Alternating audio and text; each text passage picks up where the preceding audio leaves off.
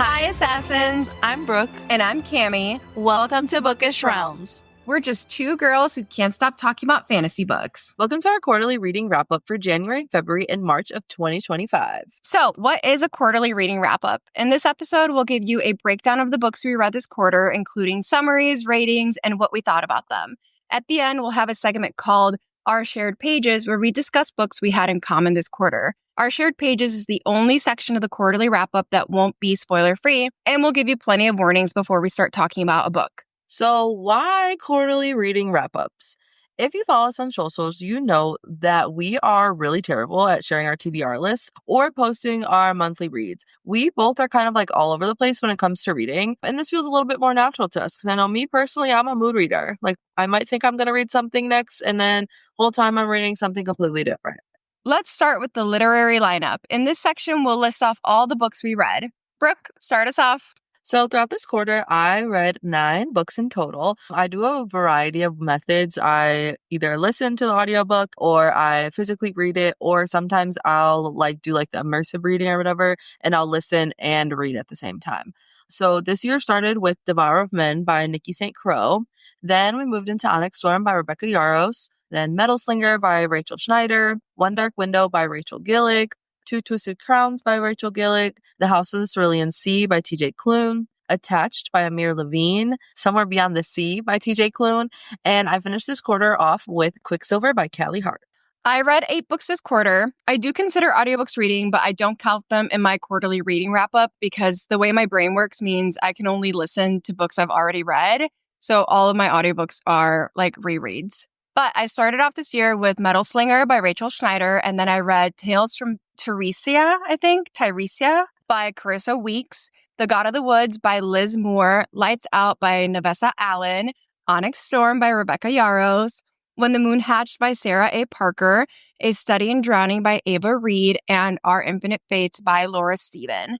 I am currently reading Daughter of No Worlds, but since I haven't finished it, I'm not counting it this quarter. Let's get into some short summaries. Like the name of this section says, this is where we'll share quick summaries for each of the books we read this quarter. These summaries are spoiler-free. First up, I'll talk about Devourer of Men. So this is a retelling of Peter Pan, but spicy, spicy, spicy. Crocodile and Captain Hook reunite with Wendy Darling, and she is caught between them once again. And she isn't sure if she wants to risk her heart or her life. If you want something that will have you blushing, but also kicking your feet and squealing, this is for you. Next up, we have One Dark Window. Elspeth Spindle needs a monster, and the monster might be her, but who knows? She is trying to stay safe in the mist-locked kingdom of Blunder. They must gather the 12 Providence cards, which is the key to the cure. Next up, we have Two Twisted Crowns, which is the second book in the Shepherd King series. In the sequel to One Dark Window, Elspeth must meet the consequences to her actions. They have found most of the cards, but they have one more card they need to find, which no one has seen in centuries. The Twin Alders card. The only one who can lead them there? The Nightmare. One of my favorite reads from this year, The House of the Cerulean Sea. It follows Linus Baker, who is a caseworker for the department in charge of magical youth. He is a man who is just trying to get by without making noise until extremely upper management gives him a task where he is sent to a house to check on these magical youth, where he meets Arthur Parnassus, who is the man in charge of the home. The story follows 6 magical youth from a gnome to a sprite, a wyvern, an unidentifiable green blob, a were-Pomeranian, and the Antichrist. Such a feel-good, masterfully told story. 10 out of 10. This next book, I was feeling a little bit in my self-help era. This book is called Attached. It's about the 3 different attachment styles, so anxious, avoidant, and secure attachment styles, and how to identify which one you are, and how to go about navigating relationships based on this information. Next up, we have Somewhere Beyond the Sea, which is the sequel to The House of the Cerulean Sea. To sum this book up, magical house, a secret past, a summons that could literally change everything. This book is also about Arthur's past and his story. And lastly, for my quarterly read, I read Quicksilver. Do not touch the sword. Do not touch the key. Do not open the gate. And what does Sarah do? She does all 3 of those, and then she has to deal with the consequences. That's really all I say about that one. Don't want to give too much away. I am currently reading the Shadow and Bone series, and I'm on the first book, which is called Shadow and Bone. I'll start with Tales from Tiresias. I might be saying that wrong, honestly. This is just smut, sex. It's a collection of bonus scenes from the Witchwalker world. And yeah, I recommend, but you have to have read the other books in the Witchwalker world. The God of the Woods, when Barbara Van Laar vanishes from a summer camp in 1975, it's a nightmare for her very wealthy family, especially since her brother pulled the same disappearing act 14 years ago and wound up dead. The town scrambles to find her, but the Van Laars have some serious skeletons in their closets. Lights out, Allie, a trauma nurse, gets off to masked men on TikTok. She invites her fave masked man influencer to break into her house, and so he does. And things kick off from there. When the moon hatched, Rave's assassin life crumbles away when a rival bounty hunter ruins everything, landing her in Fae prison. Meanwhile, Khan Vager, a broken-hearted king looking for vengeance, breaks in looking for answers, only to find Rave, a woman filled with secrets and history. A study in drowning, Effie has spent her life obsessed with fairy tales and the mysterious fairy king, so she jumps at the chance to restore the estate of her favorite and recently dead author. Unfortunately, the manor is falling apart, the locals are sus, and her only company is a grumpy literature scholar who insists her favorite author was a fraud. Our Infinite Fates was my last read. They've loved each other in 1,000 lifetimes. They've killed each other and everyone. And I'm currently reading Daughter of No Worlds by Carissa Broadbent. And then we saved our shared reads, like our summaries, for the end. So we both read Metal Slinger this quarter. Bryn finally gets to attend the legendary Kenta Market, only to accidentally break a century-old peace treaty. Oops. Now with rebellion brewing and an enemy soldier staring at her like he knows all her secrets, she's forced to decide whether to protect her people or risk it all for a pair of very inconveniently attractive dark eyes. Period.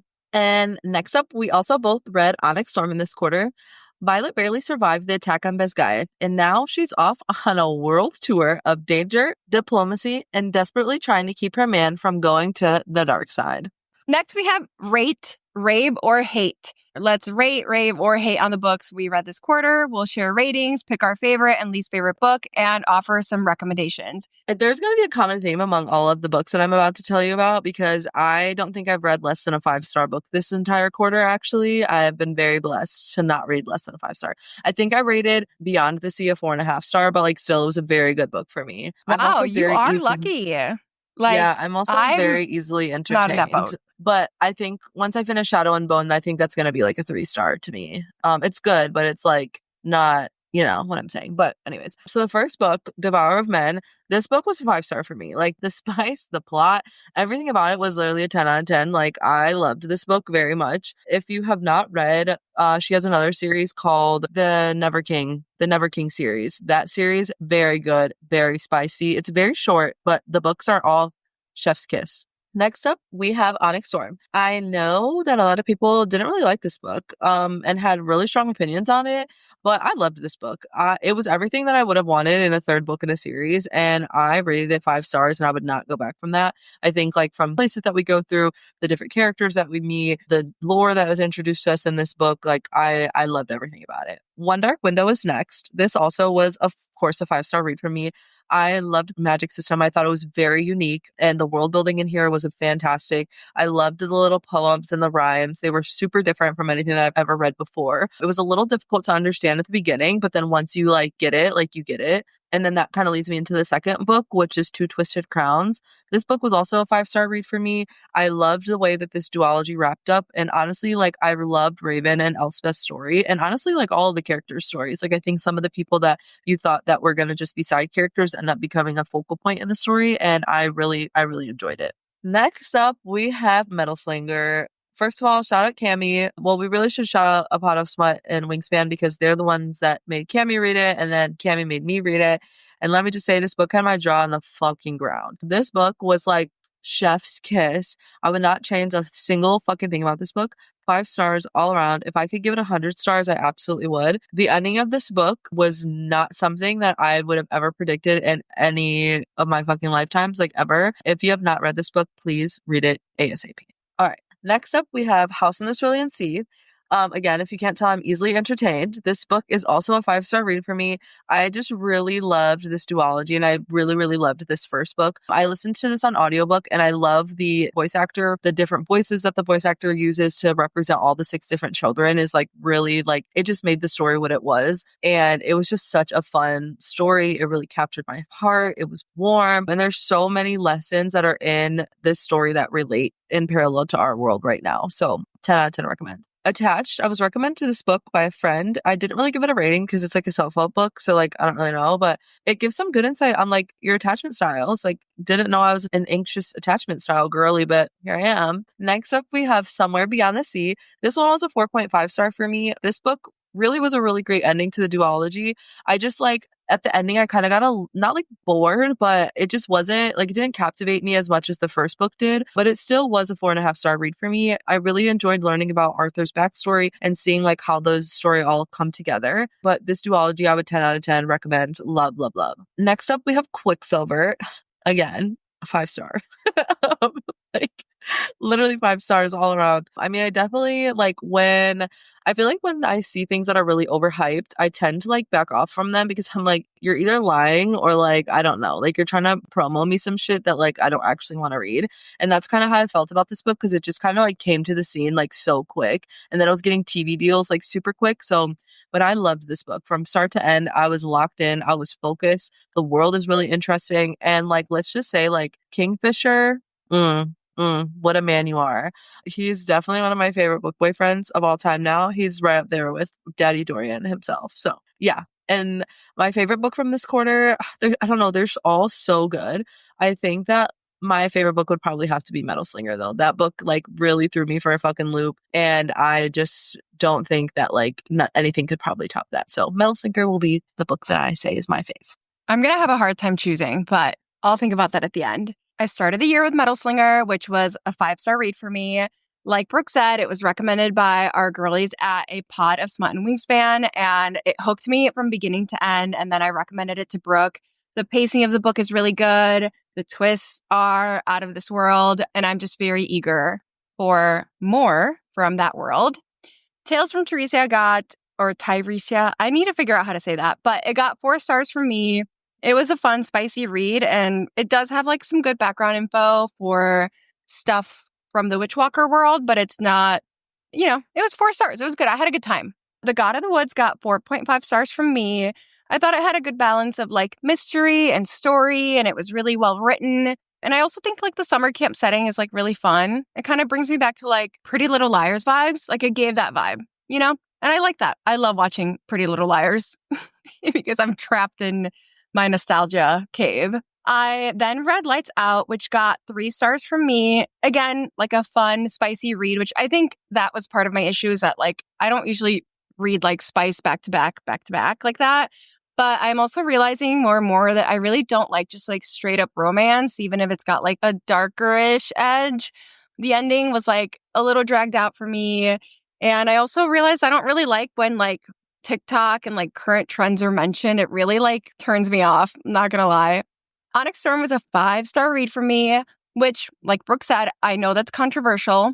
I like that the world building was expanded, which again, that seems to be like a hot take in the Imperium and fandom right now. I hope to reread all of the series before the end of the year. And I'm excited to like reread Onyx Storm and see everything I missed. I think it's a perfect third book. It sets you up for a lot of other things that are happening. So I had a good time. When the Moon Hatched, I think actually this might be my favorite. Yeah, I'm calling it now. This is my favorite book of my quarter. 5 stars from me. This book sat on my shelf for a long time. It really intimidated me because I had heard about the 30-page glossary and how like you have to reference it in order to get the story. But honestly, after getting to like 15 to like 20% of the book, like I was in the world and I didn't need to reference it much until like maybe toward the end when some other things came up. The world building is beautiful. The way Sarah A. Parker writes is like gorgeous.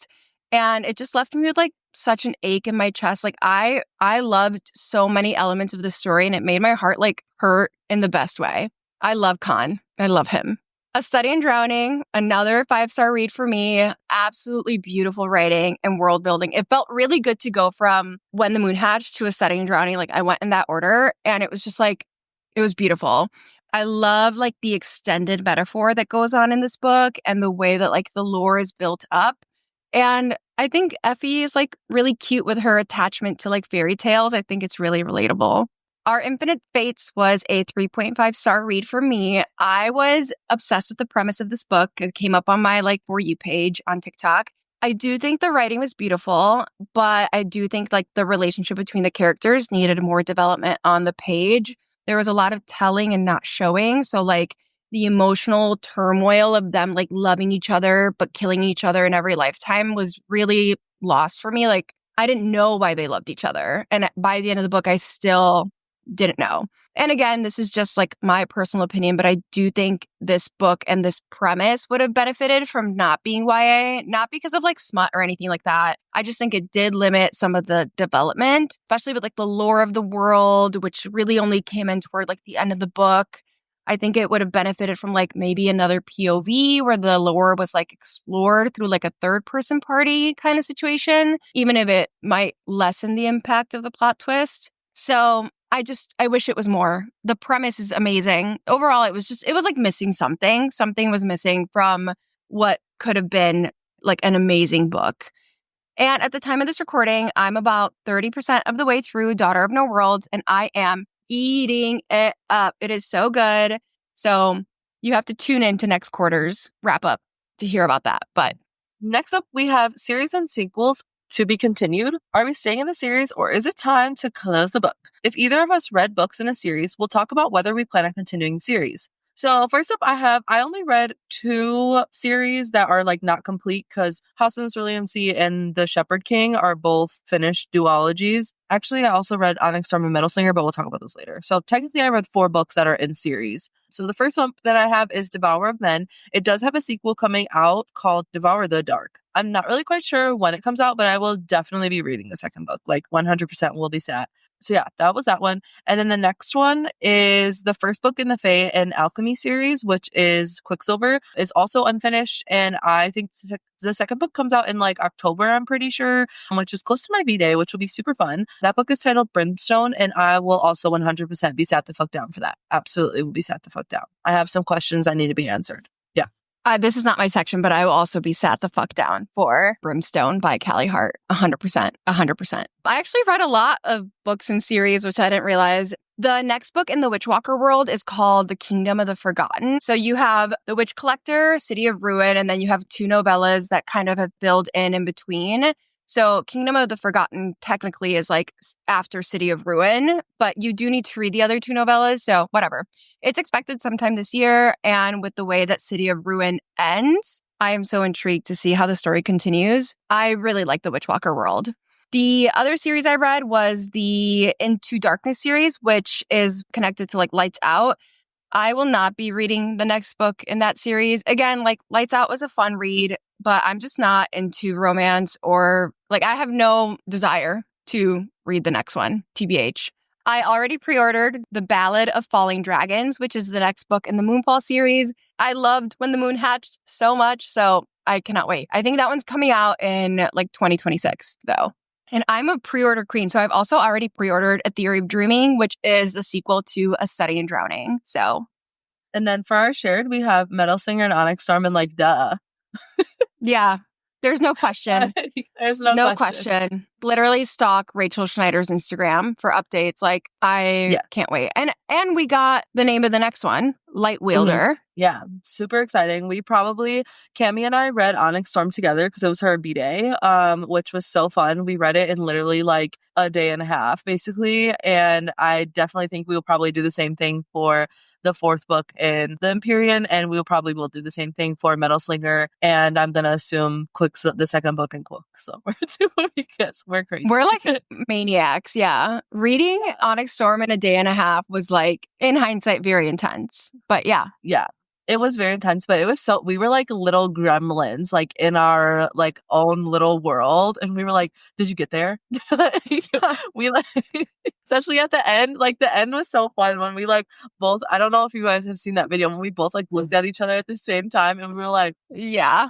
what's that one TikTok we've done? This is not a hobby. This is actually my entire life. This section is all about the books that have become a shared experience for us. Whether it's a book we both picked up for the first time this quarter, either together or separately, or a book one of us read earlier and recommended to the other, our shared pages is where we dive into our thoughts and feelings about those books since we've both read them.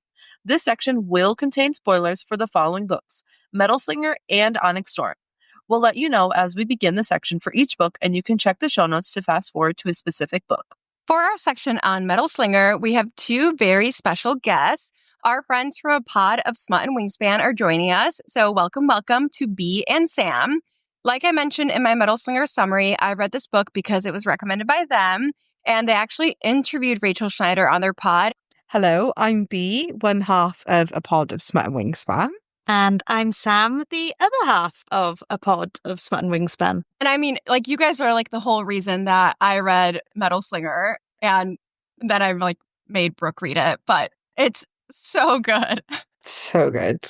Like, yeah, a lot of our listeners give us excellent recommendations. Yeah. There's a lot of our listeners that we're like, if they say jump, we're like, how high? Like, yes, we'll read it. And one of our listeners, Caitlin, who like we literally gives like elite 5-star recommendations. If Caitlin likes something, like it's good shit. The only thing she's ever recommended that we've not been a fan of is When the Moon Hatched. That's the only one. And I know, I'm sorry. I almost DNF'd it. All right. I did DNF it. Sam did DNF it. But when Caitlin was like, you need to read Metal Slinger, and then when we started doing the author spotlight, Rachel Schneider submitted Metal Slinger as a part of the author spotlight. So Sam got to read it for our spoiler free. And yeah, our obsession just kind of kickstarted from there, really. Like Sam. Yeah. I mean, how do you describe it spoiler free though? I was trying to describe it to B and I was like, it's a story about a girl and she's on a boat, and I was just like, I don't know what to say. Like Sam basically got to the part with the market in Kenta and went, that's where I'm going to stop, because there's nothing past here that I can tell you that isn't a spoiler. And I was like, okay. Yeah, I feel like that's the best way. She goes to a market, something happens, and things go from there.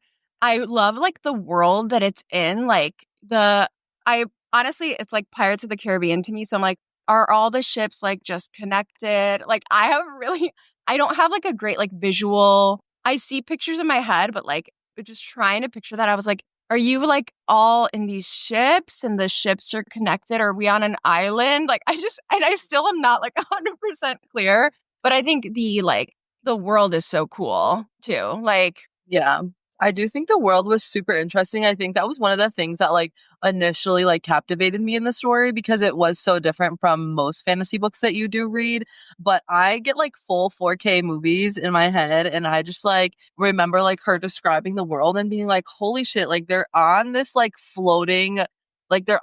floating mass of boats, but they're like, the boats aren't just boats. Like there's trees and there's all these other crazy things that like you just wouldn't expect. Like they basically are a floating island of boats. That's how I like picture it, or like docks almost, if they're like floating docks in a sense. But that part really like stood out to me, because I was like, oh, that's interesting. They're literally in the middle of nowhere and they have never been to land. Like what do you mean? Like how do you live like that? But yeah, that book's crazy. And I think because obviously it's not Rachel's debut in terms of the first book she's had ever written, but it's her first ever like fantasy romance. Like I think what she'd written prior was a contemporary. I just think what I love about it as well is the pacing of it, is the way that like Rachel, not that there's anything wrong with doing like the traditional way people pace, right? You have like a beginning, build up, like a bit of a middle, and then you have like your third act, like either breakup or your big dramatic like finale. And obviously this book has a dramatic finale. But we said this, like the way Rachel does things is actually she just peppers all of her plot twists all the way through.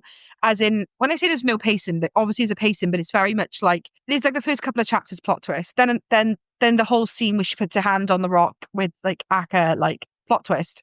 it very much like just keeps going and keeps going. It's just this like continuous ride. Whereas I feel like if maybe people were to see that on paper, they'd be like, oh, I don't know if it'd work. But I think that's what makes it so unique. And then obviously like that ending is just... When we spoke to Rachel, she said if you reread the book now, you'd see that I was always setting it up for that final betrayal. You'd see that woven all the way through the book if you were looking for it. Yeah. Did you have any hint that Jovi/Bryn was betraying Acker? Do you guys have had any idea?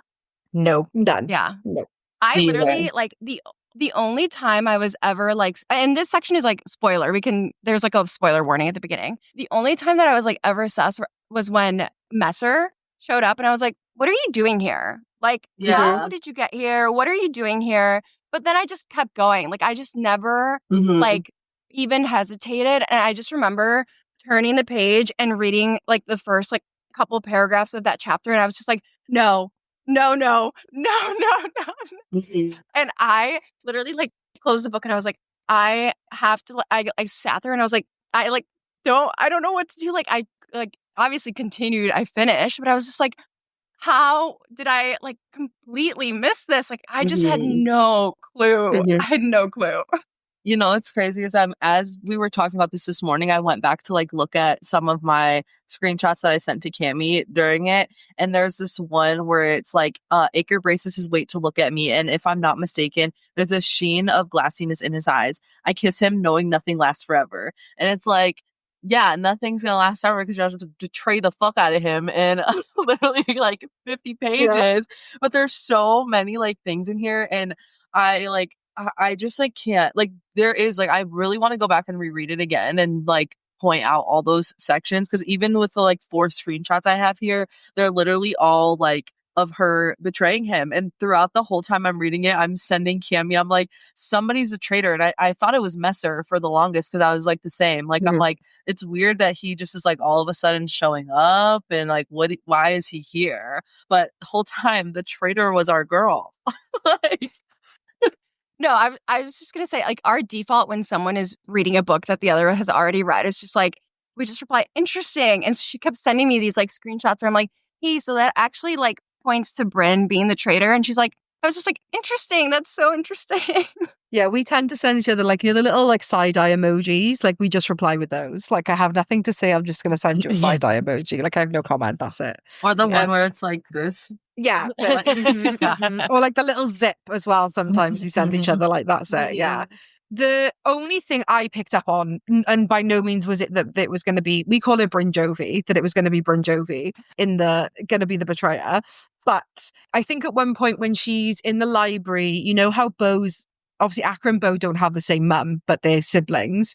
And Bo's mum is the librarian, right? Like she works in the library. And there's like Bryn is reading like a record about the king, so Acker's dad, and it's referencing like what magic he has. And this might not be accurate, but like basically earlier on in the book, Acker says my dad has like fire, or whatever he says. And then in the book, it's like something completely different. And Bryn is like, oh, I thought it's like whatever. And I can't remember what Bo's mum is called, but she's like, oh, must have been a mistake. Or maybe, and she says something like, or maybe things aren't what they seem. And basically, if you look through it, every time the king's magic is referenced, it's always wrong. Like it's something different. It's always contradicting itself because he's been lying for so many years about what it really is. Obviously, his real magic is like the influence, like basically the same as but all these mentions of it's always wrong. That's the only thing I picked up. I was like, that's suspicious, but that was the only thing that I got. Wait, I never realized that. Yeah, they say like, I want to say it's fire, and then it says water, something fire. Like that. Yeah. Yeah, but then there's some mentions of water fire. In the record. It says like water is, it's. Yeah. Mm-hmm. Wow. I never caught that. I honestly like, and we've done this a couple of times. Like I was reading Throne of Glass after Brooke had already finished it, and I was an English major, so like I could tell that there was like an epic hero's journey happening. So Brooke was over, and I think you were reading Iron Flame when this was happening, but I was reading, I think it was Air Fire, Queen of Shadows, and I was like, it was Air Fire. I could tell that like Yeah, and I was like, oh, I can tell that like this is probably what's gonna happen because like Aelin is at this stage in like her hero's journey. But this whole book, I think, like what you were saying about like the pacing of it, you can't follow the betrayal and you can't follow it because you're getting so many other like, oh, she's not Bryn, she's Jovi, and like you're getting like all the and Messer shows up and like, oh, you've got this like magic. And so you're getting all these things, and so you can't predict what's coming. And it's like the agony that I felt when the Acker was realizing what was happening. I was like, oh my God, this boy, like he's loved and waited for her for so long. And he just has to watch as she just like tears his life up, basically. Like that, I just like hurt so much. I think I felt physical pain when I read. Like I literally, like my heart dropped into my stomach. I was like, oh no. Oh no. Okay. Cami and I have been talking about this other part because this part was like a really big thing for both of us. I'm going to just read it out loud and we'll go from there. A laugh escapes me, a bubble of exhilaration I can't contain before it's a full cacophony of laughter reverberating off the bathroom walls. It shouldn't matter, but I'm glad there are no witnesses to the scorching flush on my cheeks or my giddy smile as I relish the truth. Acre loves me. Acre loves me. Acre loves me. We were So she Go sent ahead. me that screenshot and I replied like, interesting, because one of the things that like popped in my head after the betrayal was like revealed was that specific scene. I'm like, oh my God, I thought, and again, like this is my interpretation. I don't know if this is true, but I was like, oh, like I thought that scene was like, oh, like she's so happy that he loves her and like they're in love. And then in hindsight, I'm like, yo, she's like maniacally laughing because her plan is working, and I want to throw up. So when she sent it to me, I was like, yeah, that's a beautiful moment. It doesn't mean anything else. Well, right, correct me if I'm wrong, Sam, but didn't we kind of talk about this with Rachel where we said, is Bryn like lying about her emotions to Akka? And I think what Rachel said was like everything Bryn thinks and what you see on the page is her genuine thought. Okay. So there's no like if it's been written down, that's what Bryn's thinking. There's no like, oh, I wrote down I think I'm in love with Akka, but she's not, if you know what I mean. Like, but we discussed this, and I think my take on it is that I don't think her falling in love with Akka was a part of the plan. I think getting Akka to fall for her, yes, because it made everything easier and his trust, like, you know. But I personally, maybe it's the romantic in me, I do think she fell for Akka, and I think that's what complicated it. Whereas had she not have, it Mm-hmm. was just like wham bam, I'm gonna fuck you over and off I go, you know? I think like you're right. I think she does love him, Mm-hmm. and I forget what they call it, like the match. Is that what it's called? Like Like uh, the mating. I yeah, the forget what bond, it's yeah. like it's I a think it mating is bond. called the match. Like I think it is. I think they do call it like the match or some shit like that. I don't think she saw that coming. I don't think she knew that he was her match at all. Yeah, but I think he always knew that she was his, like, even when they were kids. Mm-hmm. So now that we're like on this subject, like, do you think that she's gonna be like in the second book? Like, do you think that she's gonna be able to like continue out through all these plans, like knowing that they are matches and knowing that it's not all just like it can't all just be mental because now they have this like deeper connection? Well, so although I think she's betrayed Akka, I think she's betrayed Akka for his own good. So Akka was so like, I'm not saying he loved his dad. I think you could see the negatives in his father, but like if she'd have just turned around and said, Akka, you need to usurp your father from the throne, he would have been like, I'm never doing that. Akka was never going to turn on his dad, which in reality is for the better of everyone. The only way that he was going to do that is like Bowen Bryn had to like do it for him, if that kind of makes sense. So he was never going to kill his dad to then be able to take the throne. So I think Bowen Bryn's plan is we're going to have to do that for him. So he's forced into like he's the next in line. My only hope is the fact that Bo is on Bryn's side, and I feel like Akka really trusts her and her opinion and who she is. That's like something that's keeping me hopeful for their like end game, you know? And they have to be endgame. Like They have to. I will not accept. Well, I will, but I do like. Is it a duology or is it a trilogy, or is it not She clear says yet? Sam. I don't think she's decided. Yeah, I Okay. think it's TBC. I have such a hard time like thinking about how they'll come together again. I mean, I'm sure it obviously like they will, but I'm like being betrayed by like your match, like your mate essentially, like I just can't imagine. And also, okay, not to get off topic, but his mom being that lady. Yes. And then we just skip right over it. Like, Yeah. it's revealed and then we got to keep going. Like, So we brought that up with Rachel in our interview, and because like I was gasping over it. And I think I said, I think that Aka's mum brought Jovi there to have her infiltrate them. And I can't remember what Rachel's response was. I think she was just like, interesting. Yeah, like she didn't. Yeah, so I think that's Oh. kind of the implication is that Aka's mum was. How did I was gonna say Brody? How did Bryn get there? And yeah, I think that's a good prediction is that Aka's mum had something to do with that. But then me and B have talked Wow. about this like at length. What do you think Bryn Jovi's, what do you think her end game is? Like, does she want Aka on the throne and to be able to manipulate him? Does she want to go back to her family that she was stolen from as a child? Does she want to bring the exiled people back to land? Like, what is her end game? I think that her end game really is just like bring those people back to land, in my opinion. Like, I think that is like what the goal is. And I think that like obviously we see that there was nobody's emotions were at like everybody's emotions were up for grab in that basically. Like, no, it didn't matter who you were. Like, as long as those people were saved, like, we're going to do whatever the fuck we need to do in order to get them back on land. Because like, I think there's so many times she talks about in this thing where like they only have so much food that they have left, or they only have so much supplies that they have left. And I think that like that is what motivates them to like want to get them back on land, because ultimately like they are exiled. Like, if I was exiled, I'd be like, fuck you, I'm getting back on this land. Like, I don't know. That's just me personally, but it could also be a combination of all those things. Mm-hmm. Yeah.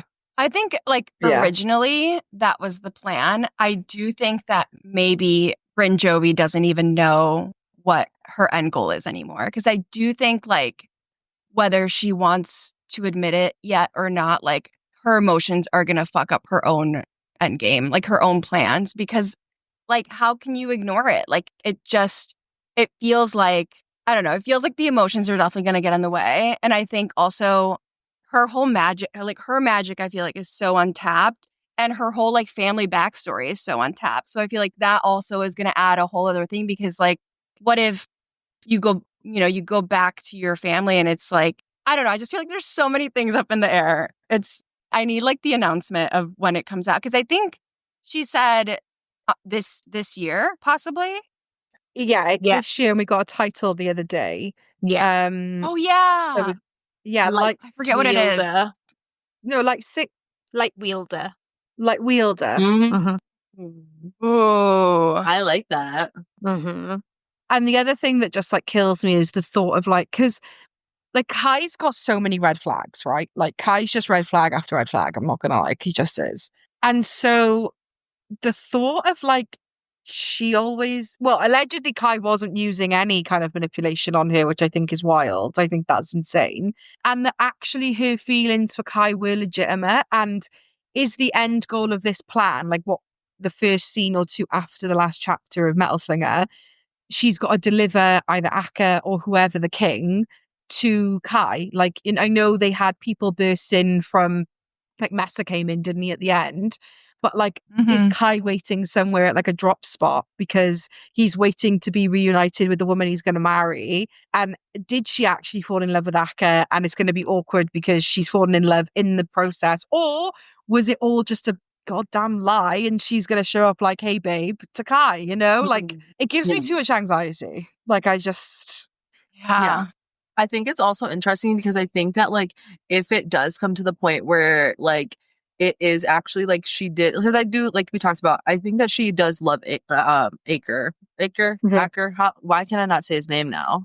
I literally been saying it perfectly fine the rest of the time. This is a really hard struggle for me. Like 90% of the time, I'm like, Cami, how the fuck do I say this? But I think that I just like wonder like if it does come back and she's like, like I'm gonna continue to go with my man Aker, like how is Kai gonna then fuck up their plans? Because he's not gonna take that lightly, and I think that like he's gonna end up being the reason why like whatever the end goal is doesn't end up happening, because he's gonna take that as like he's gonna feel threatened, or he's gonna be too jealous to the point where he's like, I don't want you to have what we're supposed to have because you didn't follow through with the plan. Yes. And I know when we spoke to Rachel, she said that her like thing as an author, like her like every author is different, right? Some authors like really character driven, some really plot driven, like magic system. Like Rachel said, her goal as an author is the plot twist. Like that is what she's there for. That's her like goal,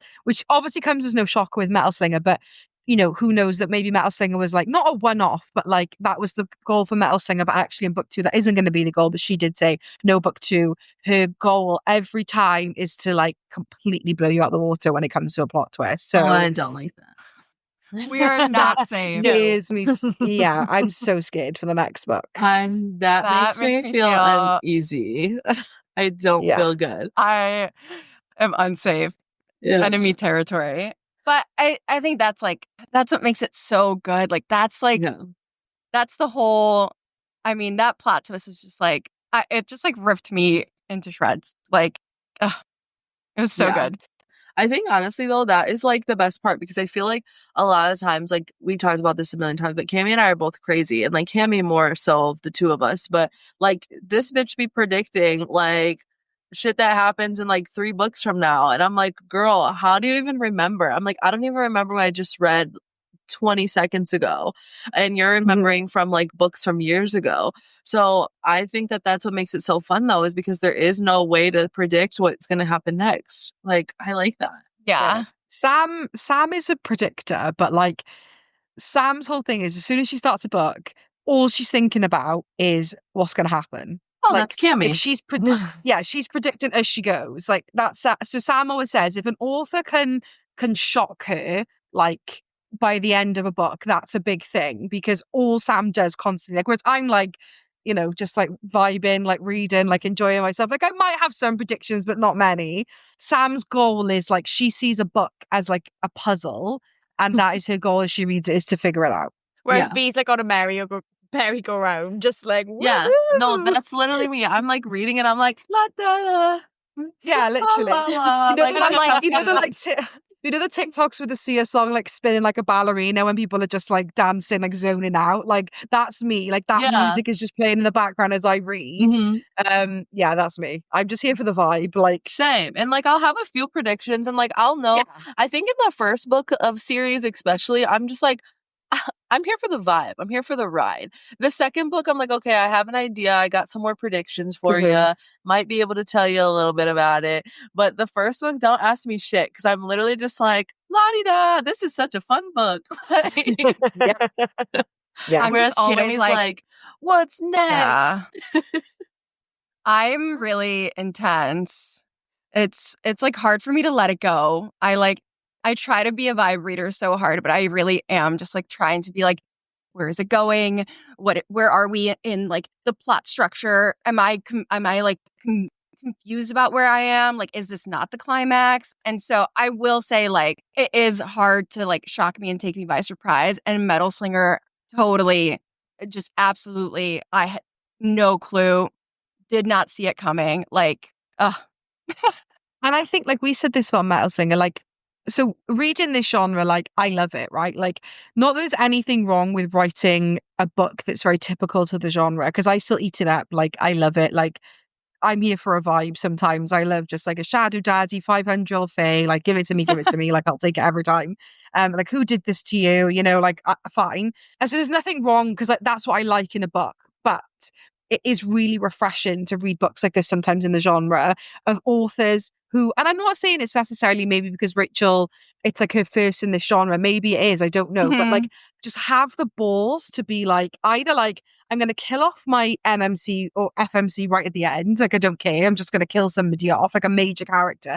Or to have the balls to be like, yeah, she's the big betrayer. Like, she's the big bad. Like, I just think, yeah, I just respect it so much. I really do. And I think it's like it's so interesting to have her be the big betrayer at the end because, and maybe again, I think I need to reread, but like the entire time I was reading, I never was like, oh, she's morally gray. Like I never even had like any questions about her intentions or who she was at her core. And so then to have her be the betrayer, I was like, holy shit, like now as we enter the second book, like I know that Bryn Jovi has like her own very hidden secret agenda, and it does make her so interesting. Like it makes her such a compelling character. Yeah, I think for a lot of the book we almost feel sorry for her because she's an orphan, she's an outcast, she lives like right on the outskirts of where they all live. She's like put in like the highest, furthest away little hut thing that she lives in,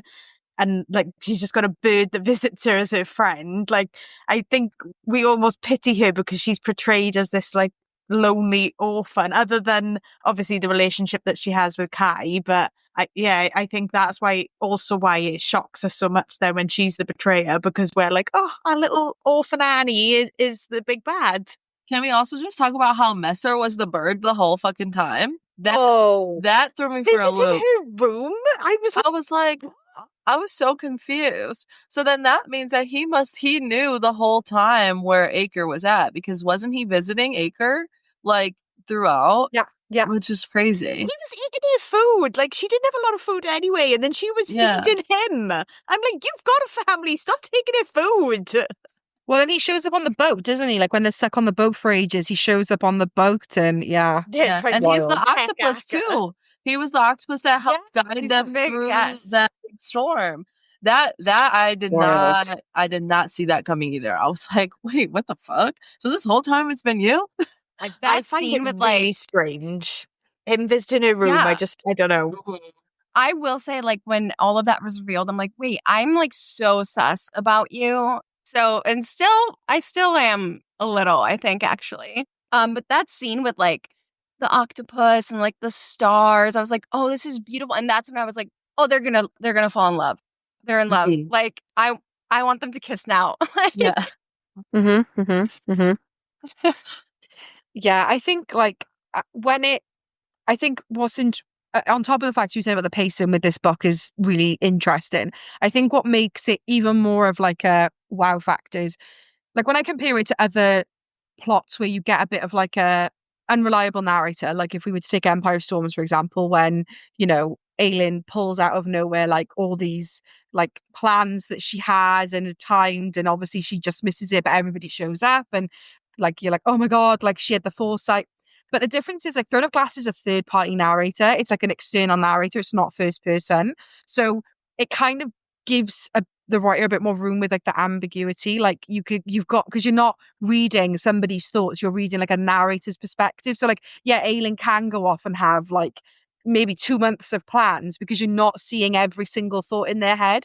But that's what I think again just adds to the genius of what Rachel did, is she's writing a first person POV and she's still able, so you're literally getting like Jovi Bryn's thoughts on a page, and she's still able to curate it where she's kept it so squeaky clean, but also ambiguous enough. Like if you were to go back, you like, because she said, I think there's been people who like, not in a hateful way, but are like, oh my god, I'm gonna pick this apart because you must have missed something. You must have like, and she's like, no, I'm telling you, it was like my goal to make sure that this was like bulletproof. Like there's no like, and apparently somebody did, and they contacted her and were like, yeah, no, you're right. Like that was like, you did it. Like that but you just don't notice it as the reader, which is just wild. I'm gonna have to get it on Audible. To reread. It's because it's on Audible now. March 1st, I think, is when it came out on the audiobook. I'm gonna have to get that so I can re-listen, because I'm sure there is so many things, and like we're gonna go back and be like, oh. Yeah. I think that's my next step, is rereading 100%. 100%. Yeah, definitely. Yeah, I'm gonna have to reread before the next one, like without a doubt. Oh, Like, absolutely. I'll need to. Absolutely. Yeah, and then we'll be like, oh, it was staring us in the face the whole time. Yeah, now, yeah. Yeah. But I do want you guys to like plug your episodes with Rachel because you have the author spotlight and you interviewed her, right? Yeah, so we've got 3 episodes. So we've got the author spotlight, which is spoiler free, then a spoiler Metal Slinger episode, and then our interview with Rachel.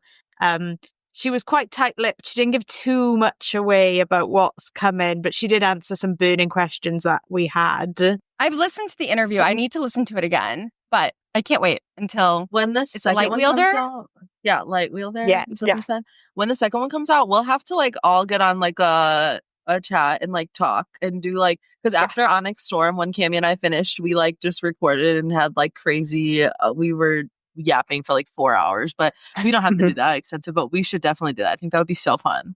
Yes, Yeah, I agree. absolutely. Yes, 100%. And then next up, we have Onyx Storm, but we gave you our immediate reactions and responses to Onyx Storm. So you can go and listen to our Onyx Storm reactions. And those are our like live, right when we finish the book reactions, which we talked and yapped for about 4 hours after we finished this book. It was like, I had to like tape my eyelids open to like keep going. But we were like, we must discuss. We have to. You can hear that we're like a little delirious. It's like 11 p.m. We've been reading like the entire day. But that's what Onyx Storm will do to you. So, yep. Yeah, definitely go listen.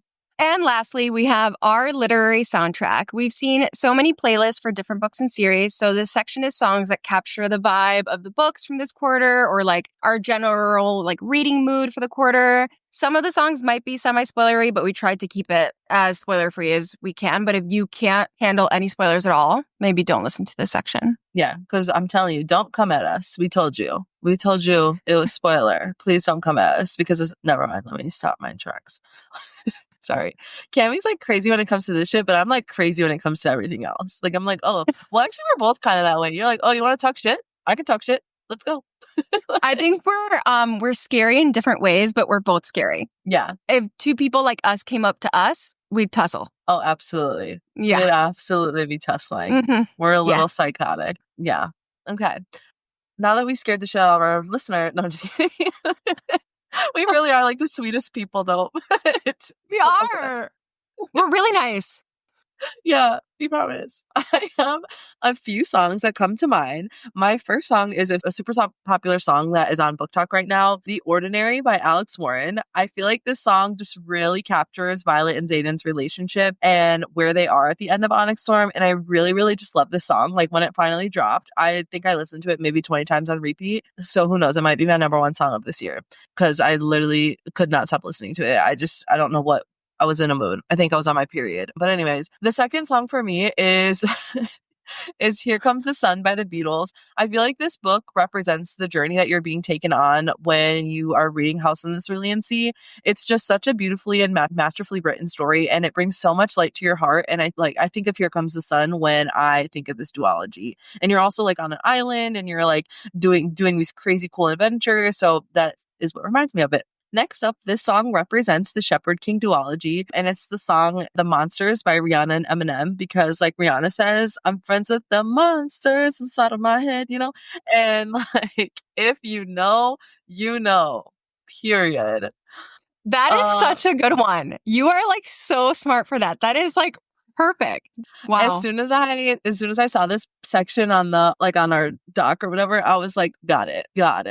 My last song is War of Hearts by Ruel. I don't really know how to say that. Is to represent Quicksilver. I feel like the song fully captures Kingfisher and Ceres because the song is literally like, I can't help but to love you, even though I try not to. And then it's like, stay with me, which is literally their relationship because she's like, I can't fucking love you, but like, I actually do love you. And like this, I feel like the song just like kind of captures the vibe. So yeah.